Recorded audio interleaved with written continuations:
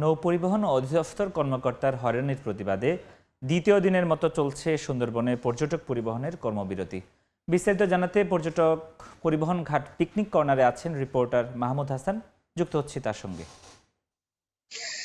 গত 2 দিন যাবত মোংলা থেকে সুন্দরবনে যে পর্যটক পরিবহন সম্পূর্ণ বন্ধ রেখেছে পরিবহন মালিক এবং শ্রমিক কর্মচারীরা। তারা দাবি করেছে যে ডিজি শিপিং তাদের কাছে যে ধরনের কাগজপত্রের নামে বা সার্ভে নামে যে মোটা অঙ্কের টাকা দাবি করেছে, তাদের উপর অন্যায়ভাবে হয়রানি করা হচ্ছে, তাদের মালামালগুলো নিয়ে যাওয়া হচ্ছে। এর প্রতিবাদে তারা কিন্তু আজ 2 দিন পর্যন্ত মোংলা থেকে সুন্দরবনে বিভিন্ন পর্যটক স্পটে পরিবহন সম্পূর্ণ বন্ধ করে রাখা হয়েছে।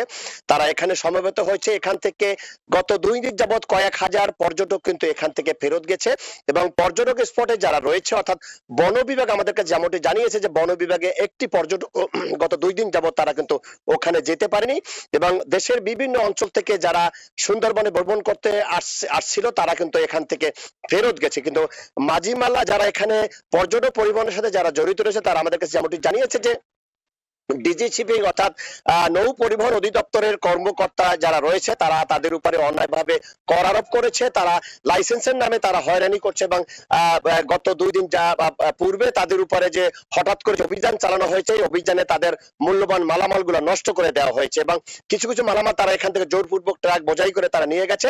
এই কারণেই কিন্তু তারা আজকের এই 2 দিন পর্যন্ত তারা এই পর্যটক পরিবহন সম্পূর্ণ বন্ধ রেখেছে, যার কারণে এই মোংলা সুন্দরবন এলাকায় যত পর্যটক রয়েছে তারা কিন্তু পর্যটক শূন্য হয়ে পড়েছে। তবে এই ছিল আমার কাছে যে মোংলা থেকে পর্যটক পরিবহনের যে কর্মবিরতি তার সর্বশেষ তথ্য।